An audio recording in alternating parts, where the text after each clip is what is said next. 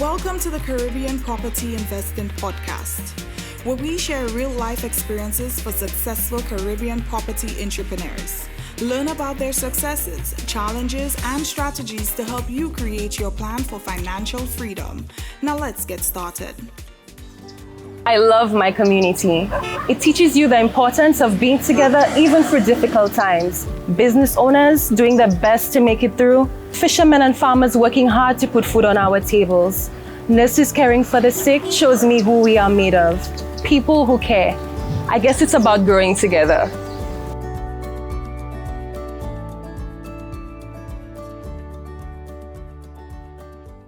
Welcome to episode 16 of the Caribbean Property Investing Podcast.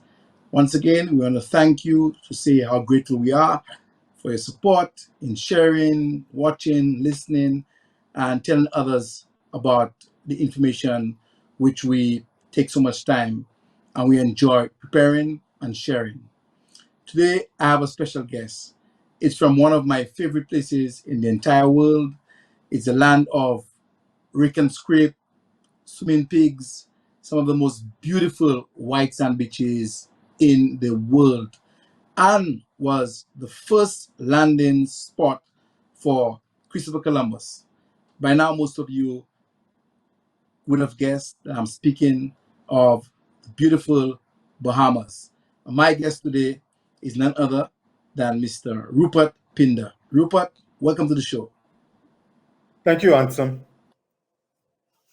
Rupert, I know you're a shy guy, but why don't you tell the audience a little bit about yourself, who you are? Okay, well, my name is Rupert Pinder. I'm an adjunct faculty member at the university here in the Bahamas. So I teach economics and statistics. So I've been teaching at the university. Well, first it was the College of the Bahamas up until maybe about 34 years ago, and then it transitioned to the University of the Bahamas. So I've had a relationship with the college and now University of the Bahamas for like about 23 years, thereabouts. But in addition to my teaching, I would have also served time as a budget analyst in the Ministry of Finance. So I came from a background in terms of public sector finance. So I would have worked in the Ministry of Finance. I also worked as a trade economist, right? In the now disbanded Ministry of Economic Development. I also worked as a regulatory economist when they were setting up the Public Utilities Commission, which was the forerunner for the regulatory body, which is now known as ERCOT, the Utilities Regulation and Competition Authority. And then I went into academia for about 6 years full time. And I transitioned out of academia to join the Bahamas Telecommunications Company. I've been working for the last 14 years as a regulatory economist, and I took a voluntary separation from the company in December of 2020. Right. In terms of academia, I'm a graduate of the University of West Indies. Did a bachelor's degree in economics and management, and I did graduate studies in economic policy at McGill University, finishing I think in 1997 thereabouts. Right. So that's basically it in a nutshell, right? Rupert, you've done a lot, man. You sound like you should be all those things, maybe like 75 years old. You've done a lot in a little bit of time. Today, you know why we're here, and we're so happy to have you as a guest. Why don't you tell us about your journey into property? What was your first real estate deal project? You tell us about the journey. Well, Anson, but I guess we joke around a lot.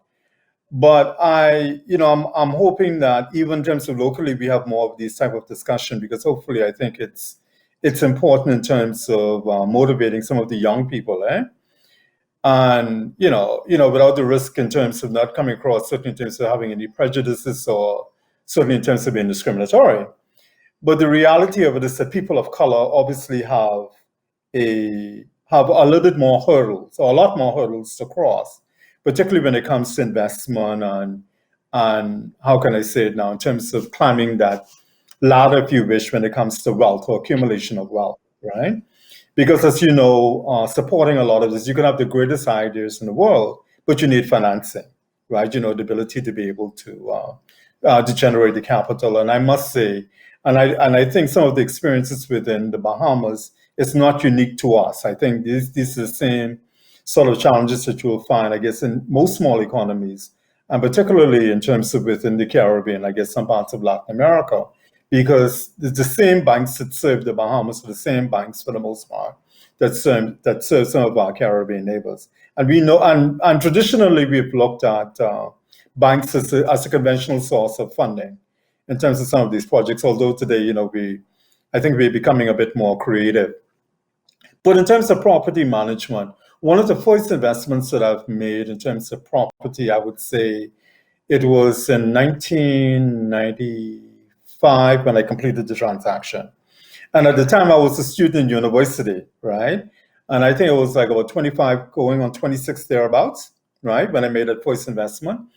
And, if I had, and to be honest with you, I think I was kind of late coming out of the gate because I would have joined the job market around 1992, I think, just before my 23rd birthday or just after my 23rd birthday, coming out of university, that is.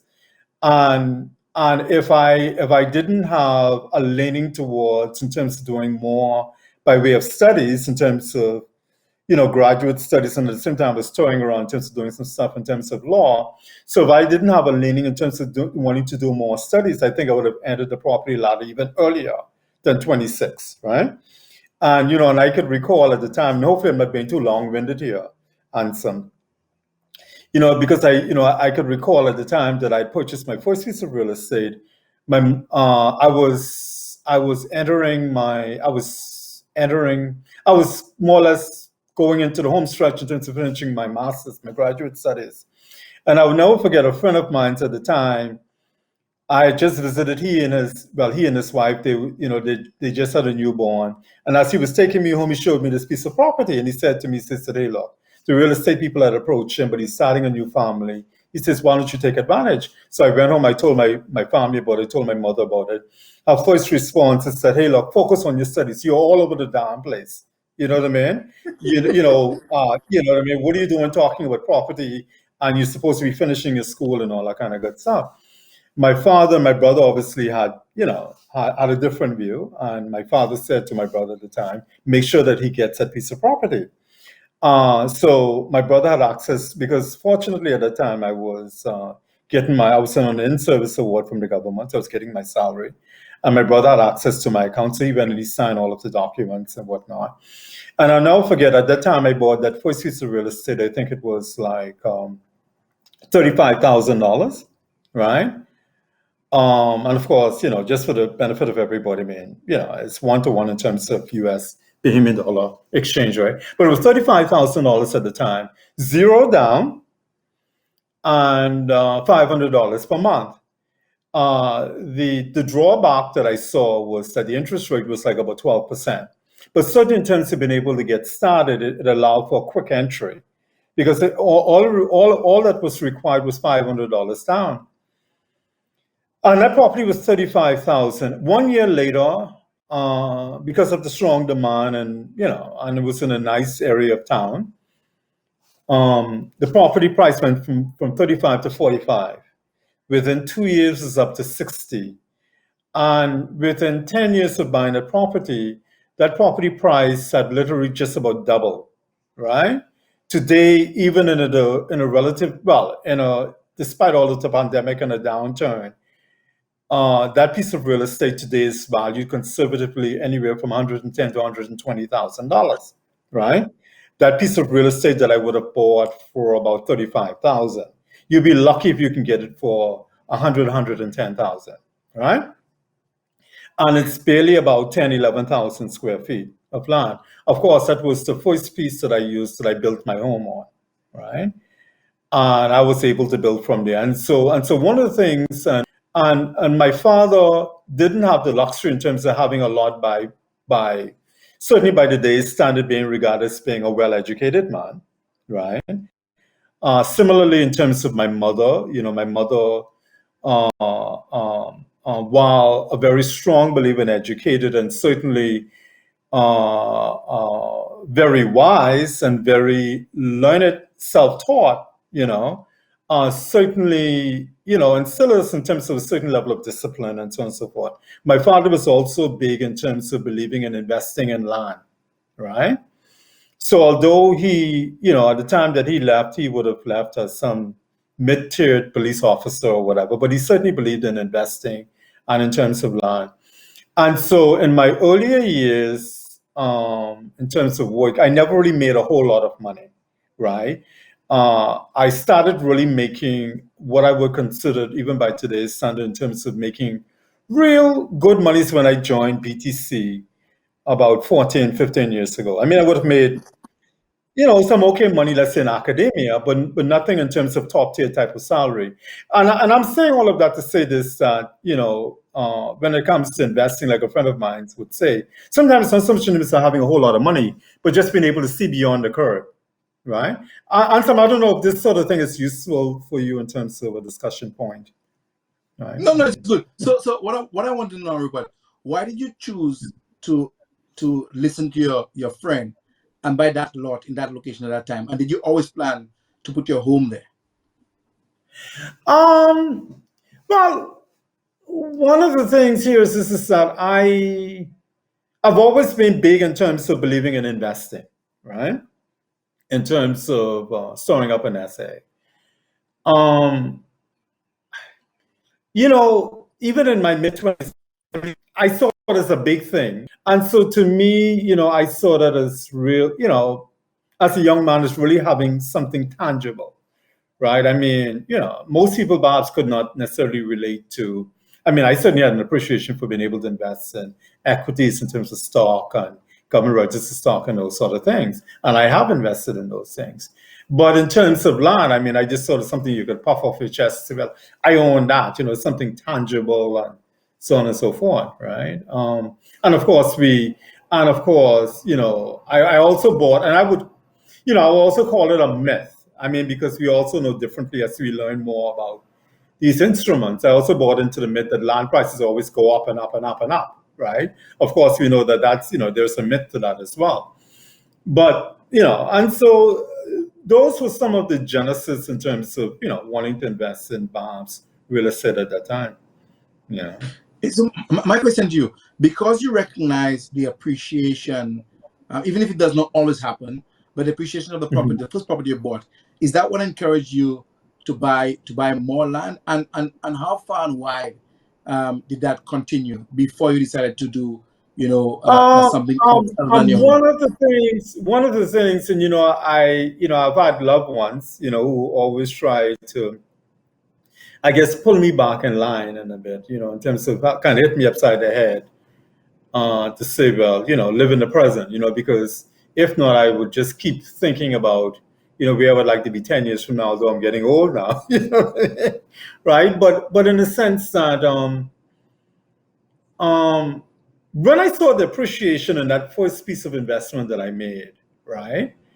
That's, I would never forget, because my brother was the one who signed the paperwork for me, right? To get that piece of land, right? And what was interesting, he kept saying, he says that these prices cannot be sustained, the bubble is going to burst, it's going to burst soon and so on and so forth. So he watched the prices went from 35 to 45 and he's just sit on his whatever.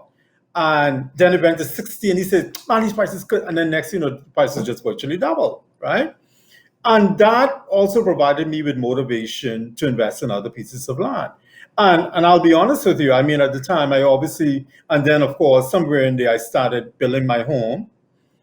And I, getting myself a nice vehicle and doing other things for myself. So obviously, and at the same time too, I actually, to provide a bit of context, at the time that I bought a first piece of real estate, that was like around 1995, thereabouts.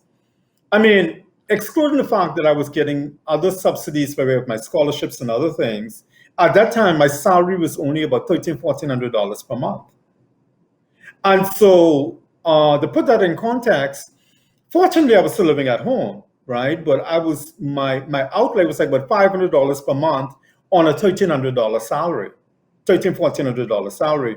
And what I did is that within 2 years of coming back home, one of the things that I did was that I refinanced the property to get a low interest rate. So I increased it from like $500 to about $600-700 per month. So I went to almost 50% of my disposable income, just so I can, and immediately I knocked up like about 2 years in terms of the financing, just playing around with the numbers. And but the long and short was, is that it motivated me to invest in other pieces of real estate. I was going to ask you, but sorry, how did you go about choosing where to buy those different lots? Well, one of the things that I did, and I made that decision more than 20 years ago when I started doing certain things. More than 20 years ago, one of the things that I did is that I started looking outside of the island of New Providence or Nassau, which is the capital. I started looking towards the Family Islands, right?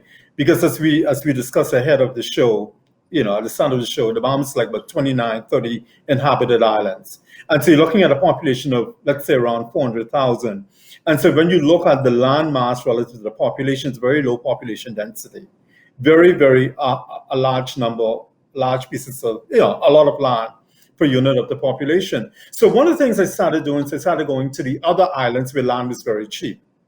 So I went to areas like Grand Bahama, Abaco, some of the other islands. So I started buying parcels, let's say, for $15,000, $20,000.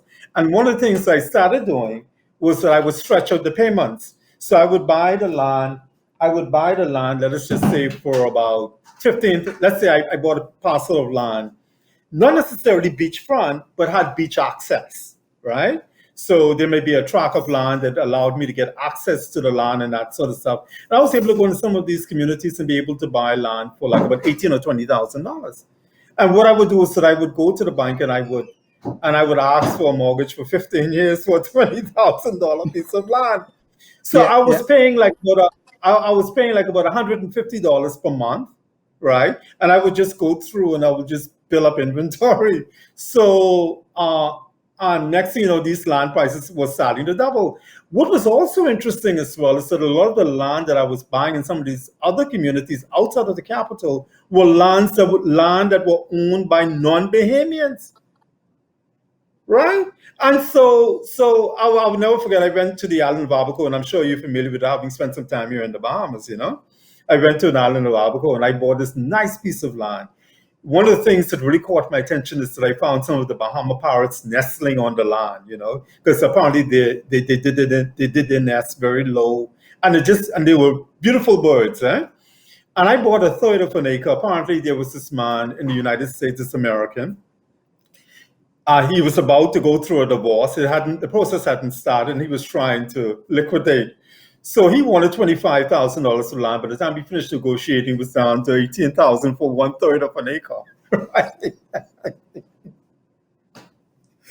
So, and I just stretched those payments out over 15 years, right? And so as time goes on, you look in terms of, yeah. And the way I saw it is this is that if I'm going to pay. And one of the things that I would always do is that I tried to develop a very good relationship with the banks. So, for example, if I was able to negotiate interest rate, let's say about 4 or 5%, which is low, in this sort of environment.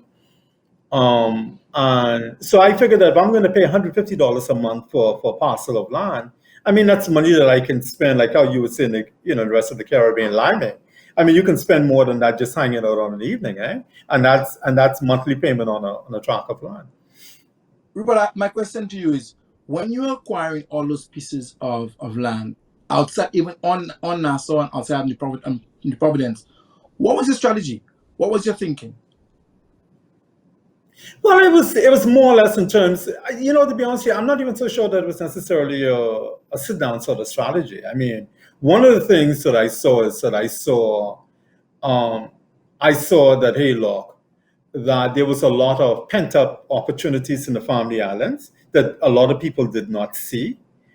And, and I always felt that, hey, look, you cannot wait until an investor arrive at that island before you start making investing, because at that point, the prices would have skyrocketed. So you want to get ahead of the curve. And I felt that, hey, look, that there was minimal risk. I mean, what is $150 a month? in some instances, minimal risk. And at the same time, I also saw it as a way to build a portfolio, you know? What was the thinking that you keep it until retirement or to help with your retirement, or you bought a property and you were sitting on it, kind of speculating that one day an investor wants to build a hotel, might Well, want your tract of land? part of it was also in terms of speculative, right? So that, I mean, whenever you're investing, I mean, in a way there is a level of speculation, eh? Right? Because even if you plan to even pass it on as part of an inheritance, is still, I mean, investment, I think by its very nature is speculative, eh? So yes, I mean, there's certainly that speculative element of it. And to me, I also bought into the notion, notwithstanding in terms of my knowledge of finance, I also bought into the notion that land was real asset, if you understand what I'm saying. Okay, I guess what I was getting at there is at some point in time, the banks will actually give us guidance when we hold in a number of lots and loans, as small as they might be, and then apply for a mortgage. You know, our debt service ratio in the Southern Caribbean in St. Lucia, it's number 40%. Is it the same in the Bahamas? Yeah, I mean, yeah, the debt service ratio, well, always in terms of 40%. But what I would also tell you as well is that one of the things that I find here is that when you exercise some degree of discipline and you know what you're dealing with, I think you do have some bargaining chips with the bank. So one of the things here is that, if even though in some cases I would have passed that, I think it was either 40 or 45% debt service ratio, in some instances, if I'm an existing customer of a bank, and I've been with you for a number of years, and I've been a very good customer in terms of servicing my debt, if you tell me no, I will say to you, well, okay, fine, let me take all of my business away from you, because I'm sure somebody down the road will be willing to take a chance with me, given in terms of I'm a good paying customer. So I always try to use that in terms of a leverage. And at the same time, I'll also say to them, if I have a few dollars with you, I would say, well, okay, fine, I'll just take my money away from you. I'll just go down the road and do business with somebody else, right? So, a lot of these things, as you know, I mean, yes, I mean, those sort of things are guiding posts, right? But at the end of the day, too, you have to recognize too that the banks are also in business, and the loan officer that you're sitting across from is also a salesman. And you have to recognize it as well. So he's also looking to grow his books. And at the same time, too, in the Bahamas, we still don't have the benefit of a credit bureau, So if some of these mortgages are off the books, so like in other words, let's say if I'm financing a lot through a real estate office, that is not showing up with another bank, if something does not appear on my pay sheet in terms of a deduction, I may not even tell them. I mean, I know in terms of what my tolerance level is in terms of my ability to carry and what my reserves are like, right? I mean, having some training in finance. And so even though the loans officers say, hey, look, I mean, if what appears on my pay stub is a debt service ratio of 30 or 40%, that's what we're going with. I mean, I'm not going to declare the other stuff because I know in terms of my tolerance. And chances are he also have a vested interest in some cases in terms of not wanting you to be totally transparent because he wants to push his books along as well. Right? So and as you know, all these things are really governed by relationships. Okay, so let's fast forward. So you're carrying some lots. You decided to build your private home, your primary place of residence, and then you went into a bigger project. You took on something a little bigger. Why don't you tell us about that multifamily project? Well, I mean, to be honest with you, I guess I can say that now that I'm outside of BTC, I was kind of bored. My career was kind of stagnant. I just wanted something to excite myself, right? And then too, I mean, I about 5-6 years ago, I said to myself, I said, well, okay, you have a nice portfolio. I mean, an okay portfolio, not necessarily rich as handsome, you know what I mean? But, a nice portfolio, have some degree of liquidity, right? Have some degree of liquidity and that sort of stuff. But then the reality hit me about 5-6 years ago, where I said to myself, you know what? Okay, yes, you have a nice little portfolio going on, but what do you have by way of income replacement? You know what I mean? What happens if your boss wakes up tomorrow morning and says, well, hey, look, thank you very much for your service. You've been good, but go home, right? Yes, I mean, you perhaps look for another gig or whatever, but the reality hit me that, okay, you're making a very good salary, but what's next? I mean, this is, it's not like you own shares in a company. It's not like it's your daddy's company. What are you doing in terms of income replacement? And so the reality hit me, and I started thinking very seriously about how can I now make some stuff by way of investment that will help me put me on that ladder in terms of income replacement. And so hence I started with this multifamily project as a way to start generating passive income, as they would call it, right? When you started, did you always have 4 in mind, or that came about as you Well, got? actually, truth be told, is that I got approval for 6 to do 6 units on the property, because the building as it is right now is about 5,700 square feet thereabouts, give or take. And so the base of it is really, because it's 2-story, right? So you're talking 5,600 total square footage in terms of up and down. But in terms of the base of it is maybe give or take, maybe about just under 6,000 square feet. The property itself is like about 14,000 square feet. So we could have easily accommodated 6 units on it. But once I got started and I started using a lot of my personal resources, I realized that 4 was a monster. 6 was just, I don't know, a tsunami, So I realized that, okay, let me stick with the 4, right? But the approval is actually for 6. How did you go about choosing? How did you go about choosing the specs for the unit in terms of bedrooms, bathroom, etc.? Tell us about that. Actually, to be honest with you, I mean, the plan itself, because I mean, the draw up or plan from scratch, to say for building like that, I may have spent like about $10,000-$11,000 easy, right? Right? I'm thinking, right? I got those plans completed maybe for about $2,500. And basically what they were a plan in a can, so to speak, right? So I went to an architect who had a set of drawings already completed for somebody and whatnot, in terms of upstamping it, as they call it. So basically what he would do is that he would redraw it in terms of the sides, the side and that sort of stuff, get the engineer to restamp it and that sort of stuff. And we went from there, and because it's a commercial undertaking, So at the end of the day, I mean, it's yes, but you want to maximize your return. There's some of me in it, in a sense that I've made some modifications here and there in terms of the aesthetics.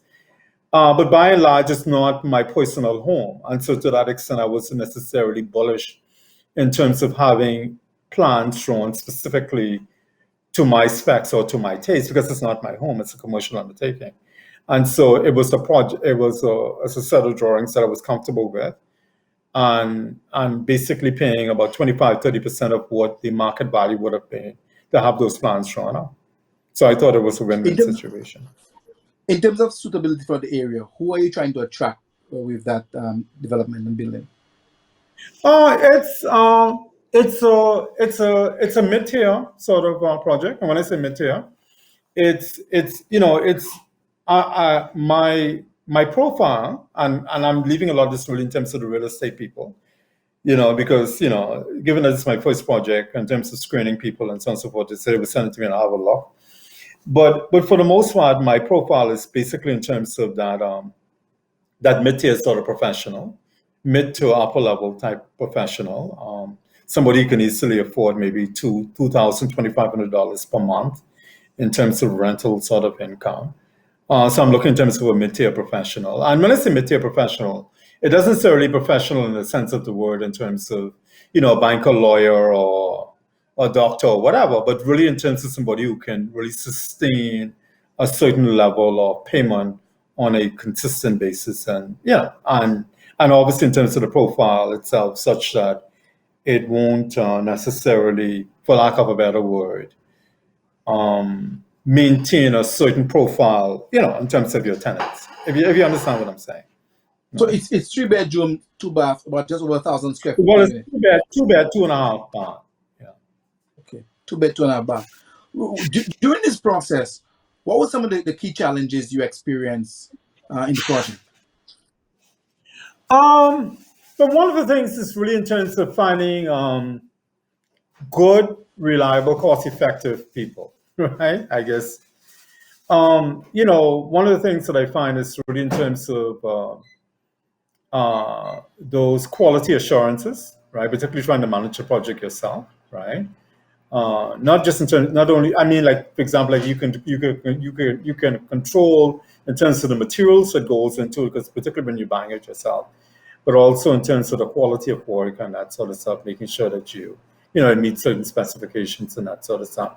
I mean, you can, and then at the same time too, being conscious of the price point. So trying to manage those set of dynamics, the quality as well as the price point of the work. Because, for example, I mean, I could have put this in the hands of a project manager and a contractor, and who perhaps can give me A1 work. But then the question then becomes, at the end of the day, it would have really squeezed a lot in terms of those profitability margins. So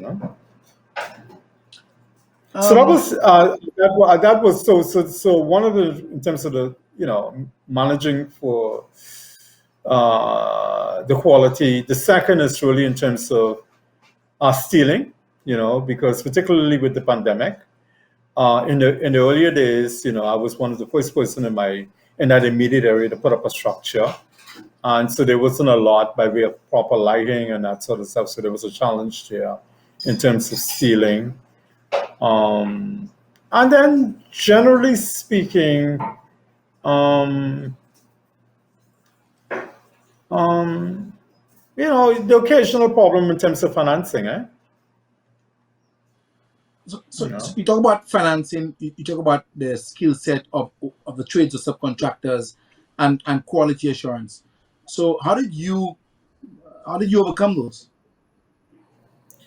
Well, in terms of the financing, I think one thing I'm fairly good with money, right? In terms of the money management side of it. That's not to say that I always make the best decisions, but I think on average, I think I'm okay in that regard. In terms of financing, whenever I reach an impasse, I always look at ways in terms of how I can refinance things, to create more headroom. So that was a little easier in terms of overcoming. In terms of the quality aspect of it, I didn't have a problem in terms of firing people. You know what I mean? If they want meeting in terms of certain standards and that sort of stuff. So I don't keep you around if you there are one or two things that like in any building, I find, even in terms of my home, I find in terms of any sort of building project, I'm sure your experience may be the same. There are certain things that you can live with, right? So there may be certain things that it may be less than perfect, but it can pass the eye test or whatever, and you may be able to live with. And then there are others that there's really no room for negotiation. So in that case, I don't have a problem in cutting my losses and firing you. You know what I mean? And then also having to lean more on more qualified persons in terms of navigating it through with me in terms of quality people. Looking back on the experience, what advice you have for anyone listening and hearing what you've been through, both in the land, home, and multifamily project? Well, one of the things here is one of the things that I find is that life is always about learning, and whatever you decide to do, I mean, always whatever it is that you're thinking about doing, if you're thinking about in terms of getting into something, in terms of trying out something in terms of real estate, talk with people. I mean, so like for example, I have no problems in terms of if I even to the day. I mean, I've always taken an interest in terms of building. I mean, so construction is always something that interests me. So if I pass a building site, I have no problems in terms of stopping, asking questions, finding out why is it that they're doing it this way, finding more cost-effective ways of doing things, etc. Looking at some of the, persons who would have done some things in terms of some of the things that they've gone through, but just becoming a sponge, and asking questions. Someone watching this podcast, hearing your story, and they ask, how do I start? Well, I want to be where you are. I want to do what you've done. How do I start? What should I do? What do you tell them? Well, the first thing I would say to them is that don't start with me, go to Ansem, you know what I mean? Start at the very top. You understand what I'm saying? Right? You know what I mean? Don't aim. The first advice I would give them is don't aim so low. You understand what I'm saying? That'll be my first advice, right? To aim high, go to Ansem. That'll be my first set of advice, to aim high. Don't aim so low. But one of the things that I find happening here is that particularly in terms of young people, and real estate is like any sort of any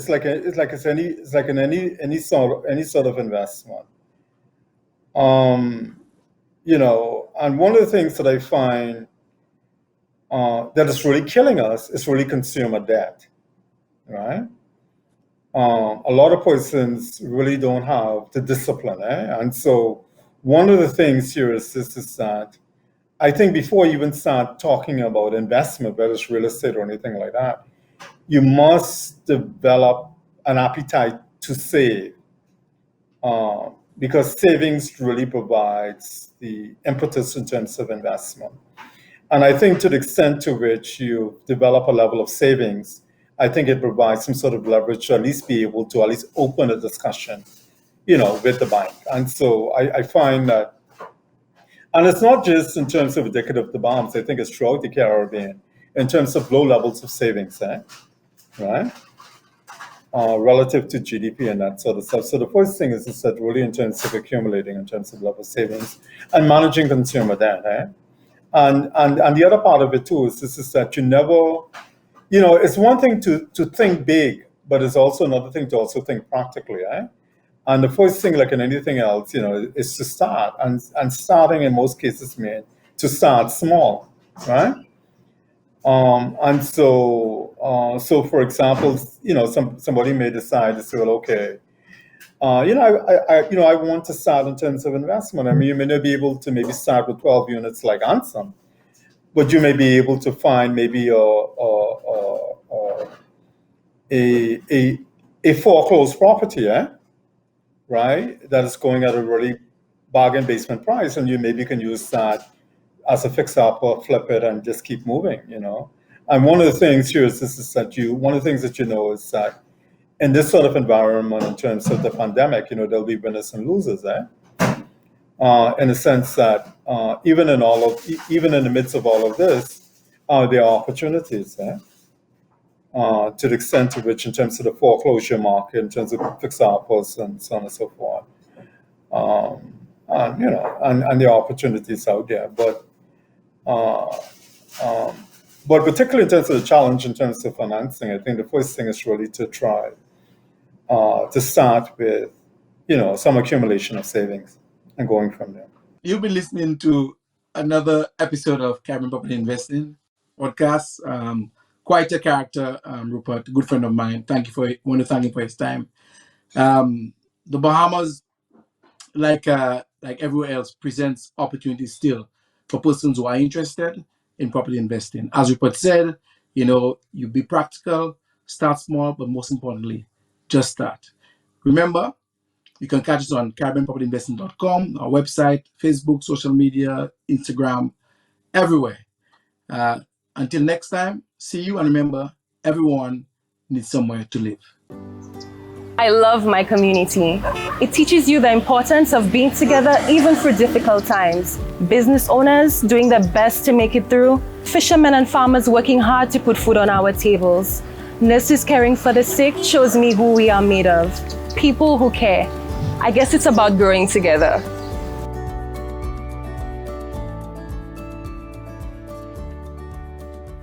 Congratulations and thank you for tuning in to the Caribbean's first property investing podcast. We want to help Caribbean people create wealth and achieve financial freedom through property investing. Our show provides general advice based on personal experiences and is for educational purposes only.